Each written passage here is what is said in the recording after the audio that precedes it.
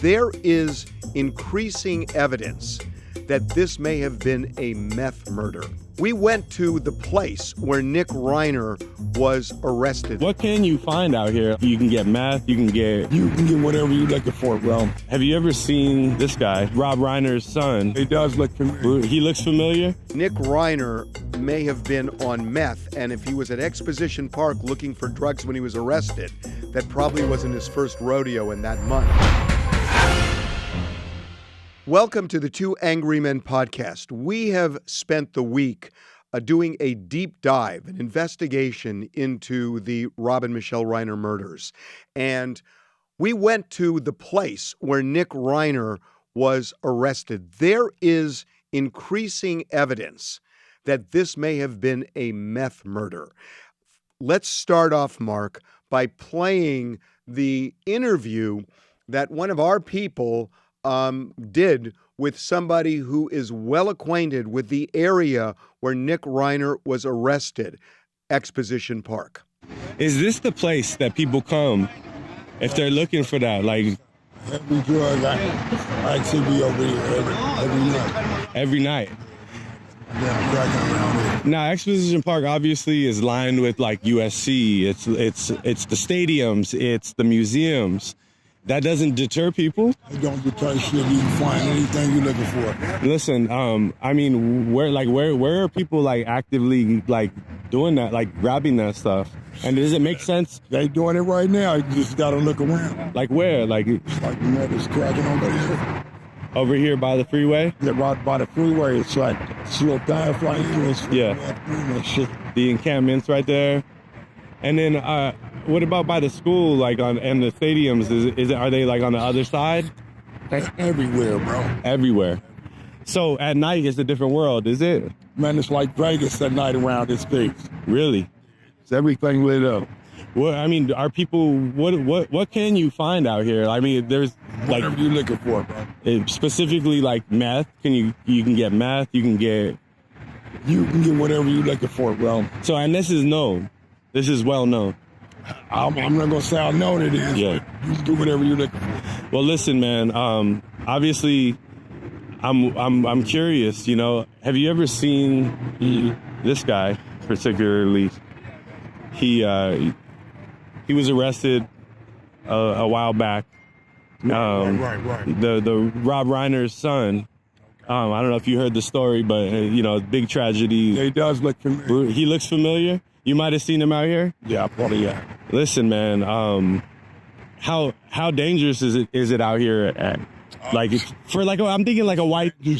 Dangerous period. Like for anybody, it's not about color around here. It's like dangerous area. Like a rich white kid. Is this where do you see that a lot? Like See everybody, but like to say all nationalities come around here. just because Everybody's welcome. just because they already know. Yeah, it's cracking right here. It's spot the big. Thank you. So, Mark, let's just kind of connect the dots here. Nick Reiner was diagnosed with schizoaffective disorder around 2020. He was put on meds that stabilized him. Before that, he was heavy into drugs, including meth. When he went on the drugs for schizoaffective disorder, we're told he was not using illegal drugs. He was taking other prescription drugs that were creating problems, but not meth. That's what we were told. In the month before the murders, they changed his meds because he was complaining about weight gain from the meds he was on. They changed the meds. He went off the rails, and that ended a month later when he killed his parents. Now, the way he killed them, Mark, was so brutal. It was carnage. I'm not going to say what we were told, but it is awful, the condition those bodies were in. And we talked to Dr. Drew about this, and he also believes, and we can get into this, why Nick Reiner may have been on meth, and if he was at Exposition Park looking for drugs when he was arrested, that probably wasn't his first rodeo in that month. Here's what Drew said. the kind of violence that was on display here, to me, still reads methamphetamine. I keep saying that over and over again. It's not enough to have decompensated schizoaffective. The level of the violence. And when he was picked up, it's worth trying to understand, what part of town was he in? What was he doing there? Yeah. You know, was he near MacArthur Park? It was it was a drug den. It was a drug den. Guess what? That didn't start that night. that didn't start. Right. That's probably he needed more and he went to get more. Probably. I don't have any direct knowledge of this, but it's methamphetamine is the drug of violence. Well, like Drew is saying, probably, but when you start connecting the dots, Mark, you know, if he was going off the rails a month before the murders, he may well have been doing meth in, you know, a week, 2 weeks, 3 weeks before he ended up killing them. So for those who aren't in LA, what Drew just referred to, MacArthur Park. Well, it's exposition. It's Exposition Park. Right. What he's referring to is his historical knowledge. MacArthur Park, over there by Langer's Delicatessen, used to be the kind of outdoor drug supermarket. It's now moved to Exposition Park, which is where you had the reporter that was out there pointing behind him. Right. And that's now, it's literally straight down Figueroa from where I'm sitting, that's now the outdoor drug supermarket. And what Drew is telling you historically, and I know 3 or 4 cases he and I have had intersections on where parents, when they're trying to when their kids are in the midst of this, and they're going out to these drug supermarkets. Historically, they would go to MacArthur Park to try and find their kids, to get them off the street. This Exposition Park is now the successor to that. It's kind of like just playing whack-a-mole around town. And that is, I think, one of the great insights by him, that this level of violence, normally what happens is you see that people get suicidal. You see when they get the change of drugs that they act out in weird ways.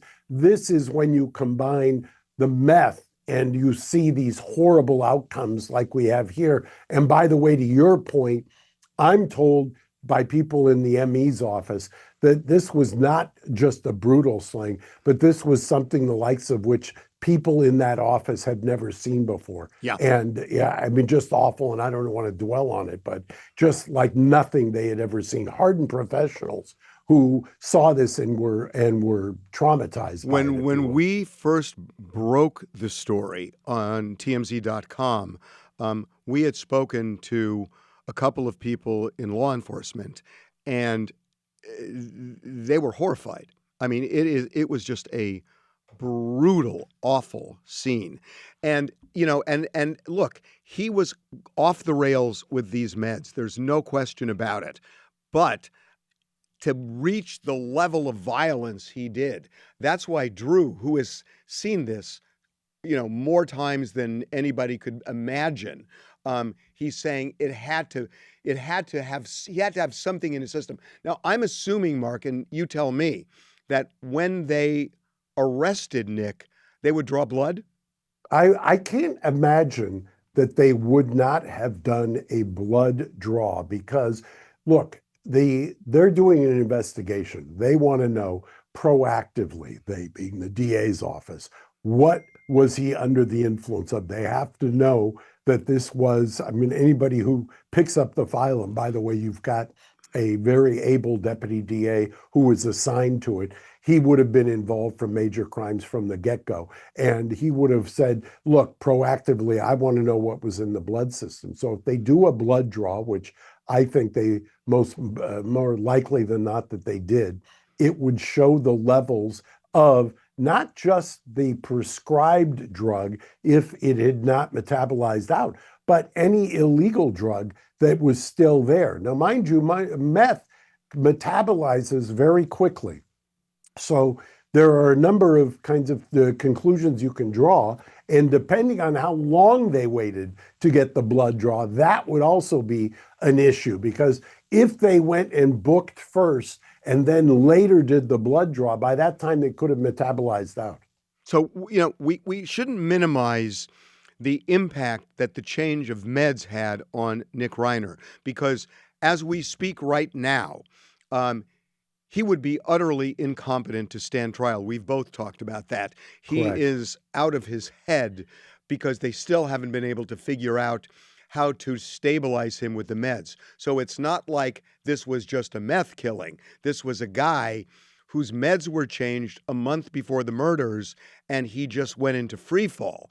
And it would seem, we don't know for sure, but as we try connecting these dots, especially him ending up at Exposition Park, like Drew said, that was not the first time he was there.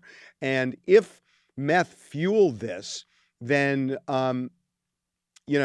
that would take him to the level of violence that you and I have both heard.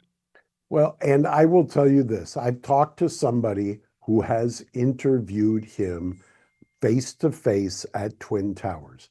And I will tell you that as recently in the last 5 days, that he is, at least when he was meeting with this person, he was in such a kind of a docile, just kind of puppy-like way about him, that he was, that literally was the almost complete opposite of the state of mind he would have had to have been to have committed this act. I am telling you that it was described to me as somebody who was almost toddler-like in where his state of mind was, and the incomprehension as to the act itself was almost incomprehensible to the person he was meeting with. So that's interesting, because I was told by somebody who was in a similar position that he knew what he did, but he was so out of his head, he does not understand why he's in jail for it, that he thinks this is a conspiracy against him. I don't know if that aligns with what you're hearing. It does, in the sense that it's almost like the way he was being described is kind of like this childlike naivete, kind of divorced from the reality of the situation, to a point that kept describing as kind of puppy and childlike and your description would fit with that in terms of this, like, it must be a conspiracy because I could not have done this willingly, intentionally, or in my own mind. Now, it's not at a level where I'm going to diagnose it, but I think one of the things, having dealt with Drew and talked to Drew over the years on many of these kinds of cases, there is this phenomena that happens with the prescription drugs for the disorder, the mental disorder, where the person who's taking them starts to feel like they're slowed down, like they're in molasses, like they're in a gray area or a fog, and they react to that. Now, you did, and TMZ did some reporting about, he was very concerned about the weight gain. Right. That's something I've seen before. I've seen that before, where they just feel like they've slowed down, like the metabolism is slowed down, like they're in a quagmire. And so then the reaction to that is kind of a meth, something to get them up, something to do that kind of pendulum swing that psychosis gets them into. And if that's the case, and interestingly, if this guy that you interviewed, or the TMZ interviewed, actually saw him down there, that also supports what Drew was saying about this was not the first rodeo. And by the way, you would have to know what you're doing to go down to Exposition At Park. night. At night. I mean, that place is wild. Well, we should also say that he had we broke this story about him going from the house where the Reiners were murdered to a Santa Monica hotel. Santa Monica is on the complete opposite side of the city as Exposition Park. So it is a long drive, and you don't go there accidentally. No, it was not like you're going from UCLA to USC to visit people in the fraternity. I mean, it is a known like I said, when MacArthur Park kind of got cleaned up, it popped up down by Exposition Park, which is where this interview was, which is where this outdoor drug marketplace is, which is like I said, when he describes it as Vegas, it does have that atmosphere. It's an outdoor circus. So, look, the New York Times found out that Nick Reiner was placed in a conservatorship in 2020. Interestingly, that's the pandemic year. And this all had to do with mental health. So it aligns with everything we knew, because that was the same time period where he was diagnosed with schizoaffective disorder. We know that. So it seems like they got him diagnosed because he was going off the rails. So I think it's undeniable at this point that Nick Reiner has a severe mental illness, and that the change in meds sent him into a spiral. I think that's those are undeniable facts right now. We know that. We've researched that. We've investigated that. It's simply true. The question is this, that his option to me is only not guilty by reason of insanity, NGI. And because he's not going to plead not guilty, because there is so much evidence that he did it. So if he pleads not guilty by reason of insanity, and it turns out that, yeah, all of that's true, that Nick Reiner does have schizoaffective disorder, Nick Reiner's meds were changed, it sent him into a spiral. But if you add on to that he then started using meth, what does that do to the NGI defense? Well, it's interesting because the way procedurally they would enter a plea, presumably, if they get past the competency issue, both not guilty Right. by reason of insanity, they do the bifurcated proceedings. But what it does is it's almost a law school or bar exam question, because the voluntary use of drugs will only get you so far. You voluntarily ingest. That doesn't give you a free pass. It's However, like a drunk driver. You can't say, well, I was drunk and that's why I crashed. right. That doesn't negate the appropriate mens rea or the mental state. However, in this case, what makes it so nuanced and legally complex, if you will, is what came first? Was it the change of drugs? Was the prescription medication the change or the tinkering with the medication? Did that cause him to then, in reaction to that, try to self-medicate? And was this one of the side effects that they had not calibrated when they did the change? Because when you have this, you put it in a timeline, you've got a conservatorship in 2020, and you'd be amazed at how many people finally in 2020, parents especially, and I've got some anecdotal experience with that, actually went and tried to get conservatorships on their kids because it was such a frightening dystopian time to begin with, and then you combine it with what was happening to mental health. Well, if there is that, and if they documented, and it appears from everything you've reported, they have documented the change in the drug use. The self-medication could be a side effect to try to course correct. And boy, did this course correct just get out of control in the worst way imaginable, a parade of horribles that you can't even almost fathom at a certain point. And legally, how do you, the first thing as a lawyer how do you even fashion a jury instruction that can be given to lay people to try to parse out a mental state in terms of this chicken and egg of the ingestion of the drugs?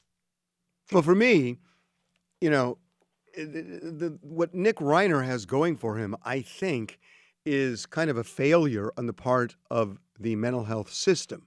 That, to change his drugs because of weight gain, I get it, that people, want to live their life and all, and there are two very common side effects, which are erectile dysfunction and weight gain for men. And so doctors know that, but the idea that he was basically in free fall, nobody seemed to try to put him under some kind of psych hold, a 5150, where they could hold him for up to 14 days and at least try and stabilize him. If he is going into that spiral and the doctors are not putting him in a safe place, safe for him and for his parents, and they're letting this thing cascade, it's not unforeseeable that he is going to use what a lot of people under those circumstances use, which you just mentioned, which is self-medicating to try and dim the noise, and use meth, which he had done in the past. And it's not an unusual thing for people with that kind of disorder to use. So if you want to talk about chicken egg, it seems like what came first is the change of meds, and the consequence of that was meth. So, that's the best argument for saying the not guilty by reason of insanity defense is intact, because it all triggered with the change in schizoaffective meds.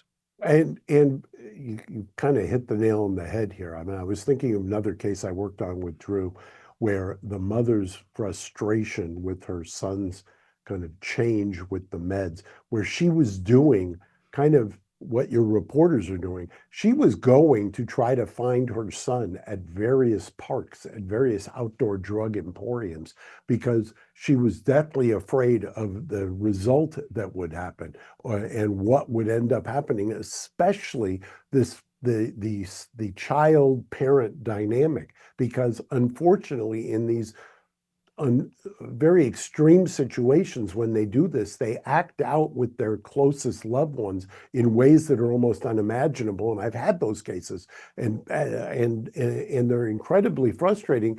And to the point that you just made about 5150, 5152, and these holds, it's incredibly difficult in California, the Lanham and Petrus Act, LPS, and all of that legislation, which was well-intentioned, decades ago, has become, like a lot of things, the law of unintended consequences, where it's virtually impossible to get somebody kind of locked down when you see them in this kind of mental distress, where it's not going to end well.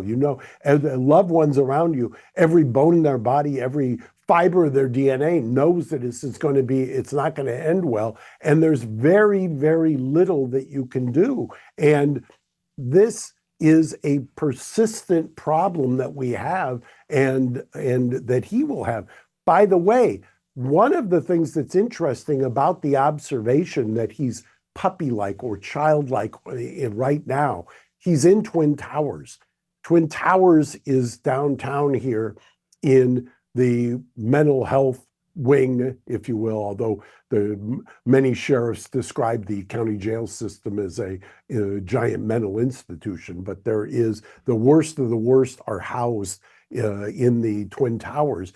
His current mental state is a pretty good argument for the defense, for the public defender at this point, that it was the meds, because now he's under observation 24/7. They can use those records. They will use those records in a competency or an NGI proceeding to show this is what he's like when he can't self-medicate. When they calibrate the medication right, he becomes this kind of docile puppy-like individual. I think that hurts him.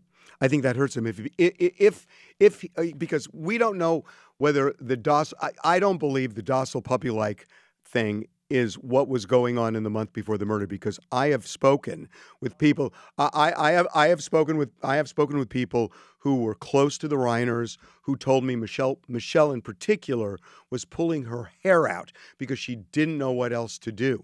That they had exhausted everything, and in the month before the murders, as they watched him, she was just, she beside herself, not knowing what to do. And the doctors weren't really solving anything. So I don't think he was that kind of docile person back then. And I think there's evidence to show that, because he was dangerous and he was erratic in that month.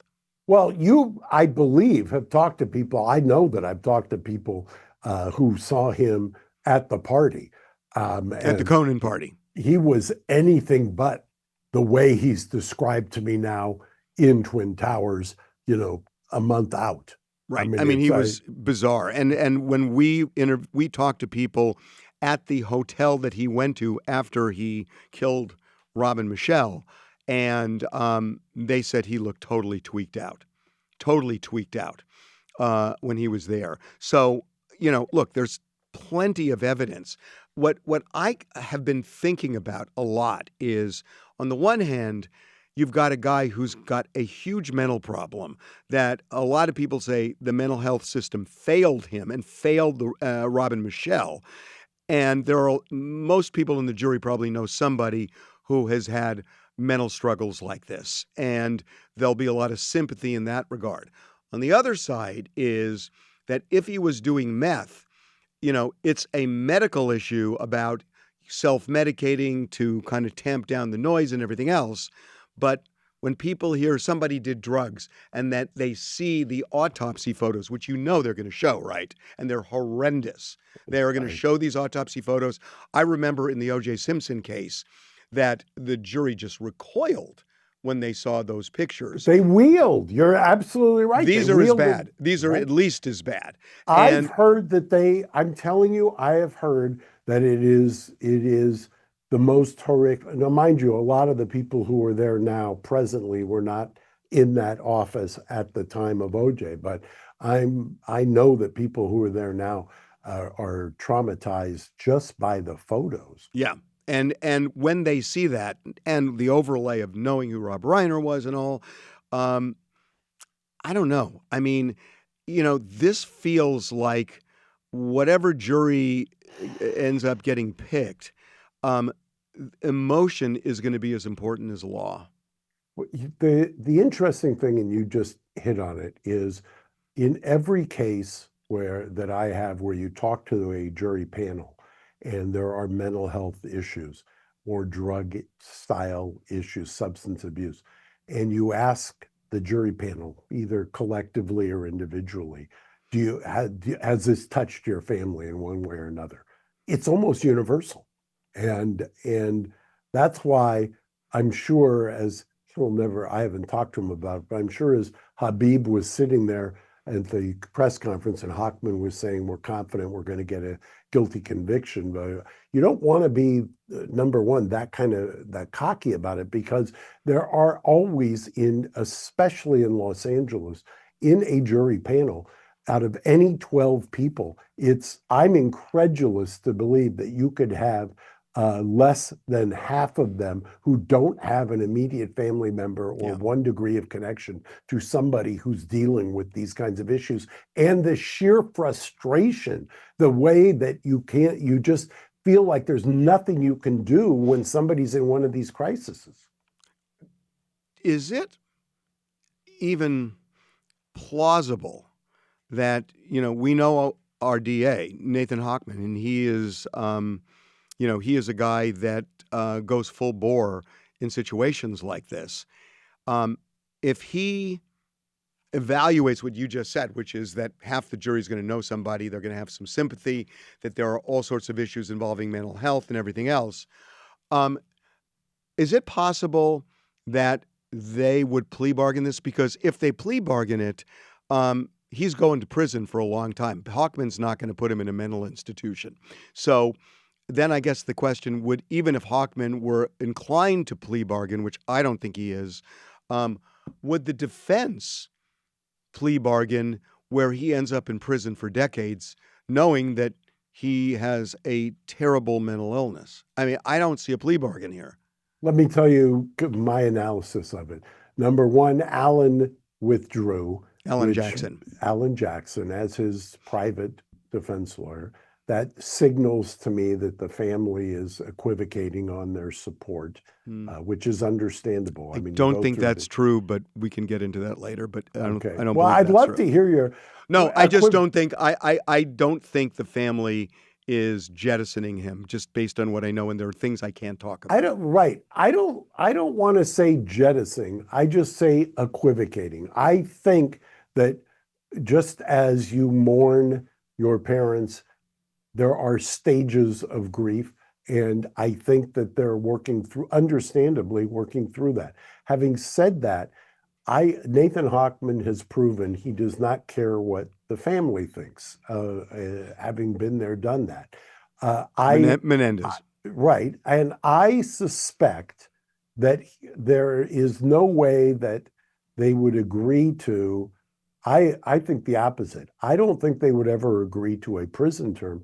I think they might. I think it's a lot more plausible. If I was going to do a bell curve, it's a lot more plausible that the DA would agree to a mental health placement for a period of time if it turns out that much of what we are saying is true. If they get back, and mind you, there's going to be a panel of experts in Los Angeles. The Superior Court has a list of mental health experts. The DA's office will pick their mental health expert. The public defender will pick their mental health expert. The judge is going to be the one who makes the decision as to who to believe, because generally you will find that there are ones who lean towards the prosecution view, there are ones that lean towards the defense view.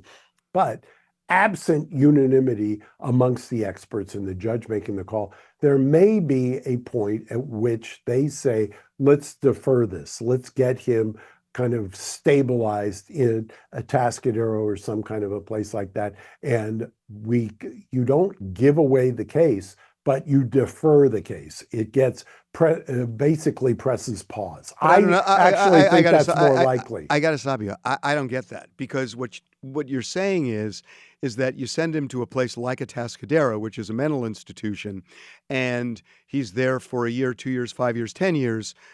But then what? He gets better, and then you prosecute him? Yeah, that's exactly what happens. It's an endless cycle. The problem with why wouldn't the defense then just roll the dice?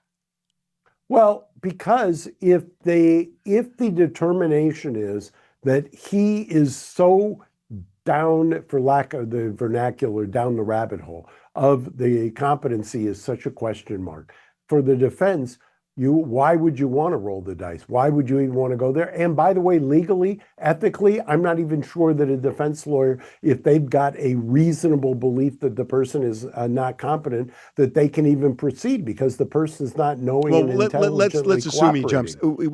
This all assumes he jumps that hurdle and he's competent to stand trial. Right.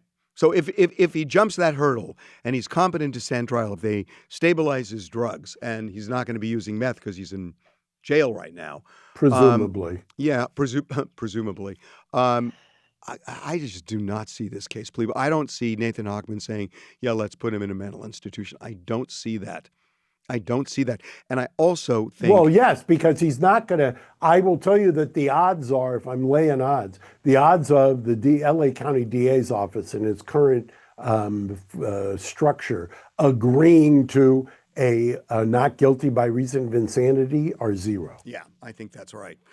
Okay, so let's table this now. We are going to continue to look at this, but I am telling you that everything we know, and in particular what Mark and what I'm saying too, what we've all heard about how gruesome these murders are, this is not just a change of meds.